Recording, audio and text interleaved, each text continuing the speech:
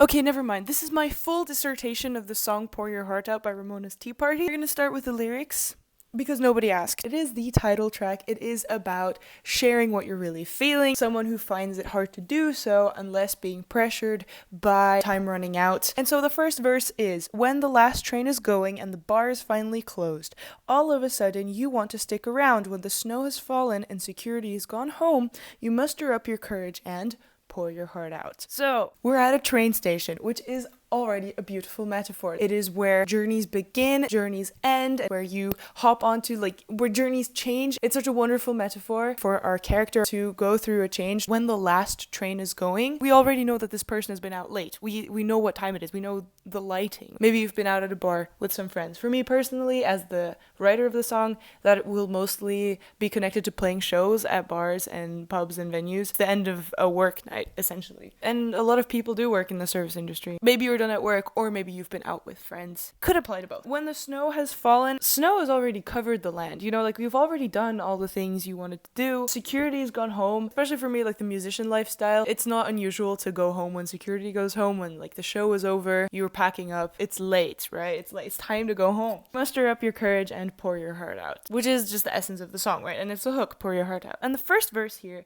is really setting the scene. We're in a place that people know, most people have been to a train station before. There is something mysterious and cold and wonderful about the winter. The summer sun night does not reflect as much. Verse number 2. When your curls are falling flatter and your eyes are weary, you ask me what's the matter as your head spills with doubt. When your shoes are wet and your arms heavy, you remember all you should forget and pour your heart out. We're zooming in on our main character. We're seeing curls are falling flatter, maybe you did your curls for the night out and your eyes are weary. And then that again just amplifies you're tired, things are maybe a bit blurry. I know the feeling of my eyes being weary so well. You ask me what's the matter as your head spills with doubt. That's the first moment we have a dialogue, gives our character more depth. It makes the scene lively. Dialogue makes it easy to connect to a situation because that's how we converse with each other. This sentence, your head spills with doubt, is such a good visual for how I feel when I'm being anxious. Maybe they hate me. The post-hangout anxiety. The other person can't help but notice because you're literally running over, and it also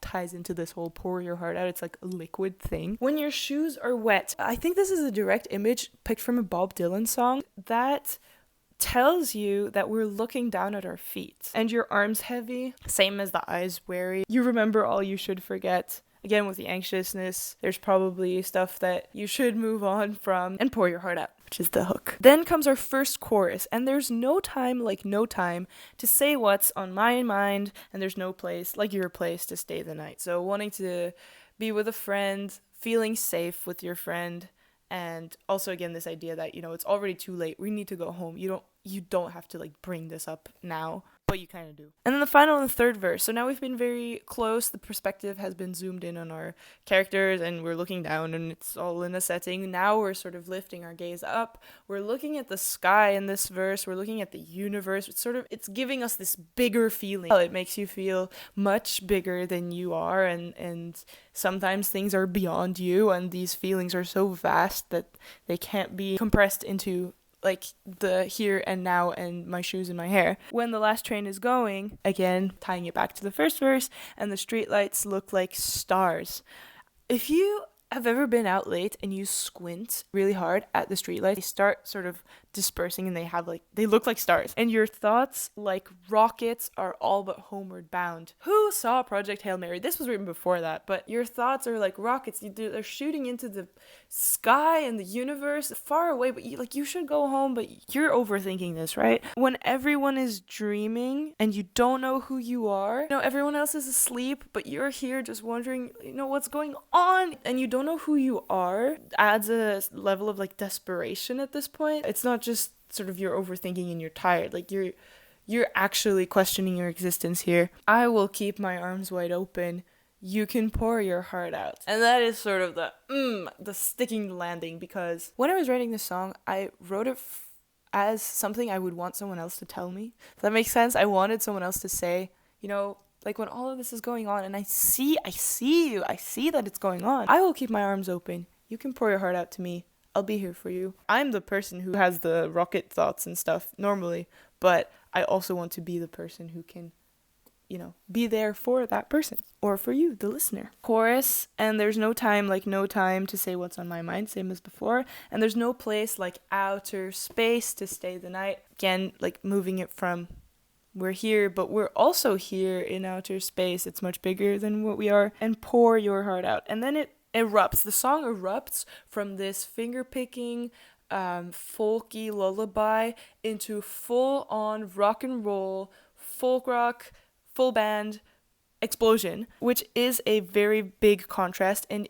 not to be expected from a lullaby that has been so consistent for so long. When you're finally letting go and you're finally pouring your heart out, it's like starting to cry in a way, and just this release of emotions, and you're allowing yourself to be, loud and big and emotional, which just heavily contrasts to the rest of the song, which is sort of trying to contain it. And because emotions just aren't elegant and consistent like that, that's not how it works. Pour your heart out like a river into the sea, like a wave swallowing me. That again ties into the whole everything being liquid, everything being living, everything being moving and ever changing and taking whatever shape it's in. And it also ties back to the first song on the album, which is Waves, and it's all about feeling like your emotions are too big, sort of is a callback to that, especially on Like a Wave Swallowing Me. Like a River into the Sea, there is an Adrienne Lenker lyric on her song No Machine from Bright Future, where she sings, "To the ocean of your love, I am a river,"